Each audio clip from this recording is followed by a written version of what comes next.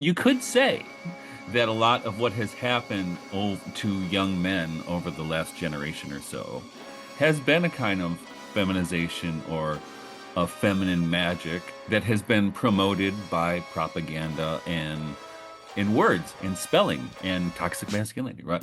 These kinds of things. My question is, what is the white magic answer to that? Well, as you know, I'm a big fan of Abbot Trithemius, and I've been thinking a lot about angelic agency and how that works. Because strictly speaking, angels are not supernatural creatures, right? They're just part of nature. They're part of the created order, right? They're only supernatural insofar as they receive grace, and therefore participate in the divine life of God. So angels are supernatural in the same way as kind of baptized people are supernatural, right? That's the way they're. So if magic is a natural power, and I think it is a natural power, then it's bound up with angelic agency in the world. And so I think it's absolutely essential that Christians become very intimate with the angels, right? So I'm very interested in this idea of, as the psalmist says, the God that we believe in is the God of gods. And I think it's very important that we take seriously the role of the gods in this battle and also in our own lives of Great. nation. It's crazy when you open the scriptures, the angels are on every page of the scriptures.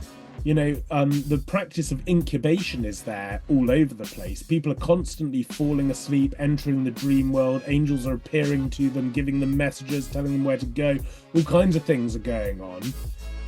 You have the Magi astrologically reading the grammar of the stars. Right. This is happening.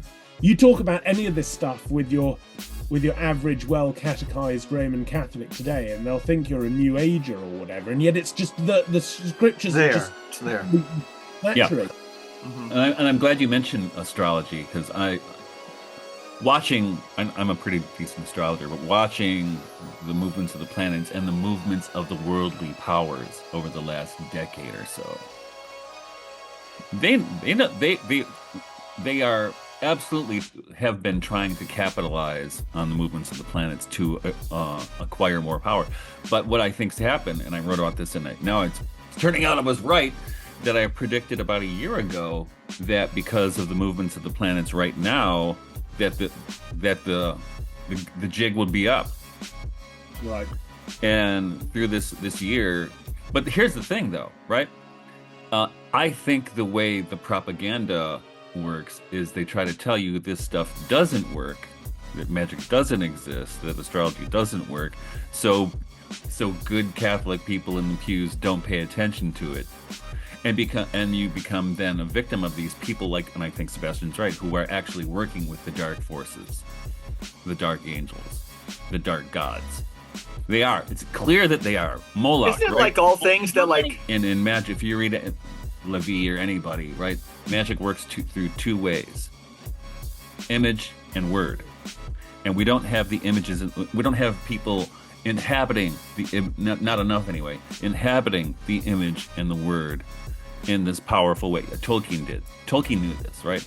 Lewis knew it. But we don't have enough people right now inhabiting that world and bringing, like on my book, what's the name of it? Mythologies of the Wild of God. That's what the project was there, to see what the stories that the land, that the spiritual world through the land was telling me, right? And I think, and I was thinking of, I was actually, some of those poems, I was thinking of them as magical acts as I was writing them.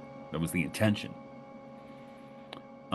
Because when you put this into the world, it has an effect. That collection of poems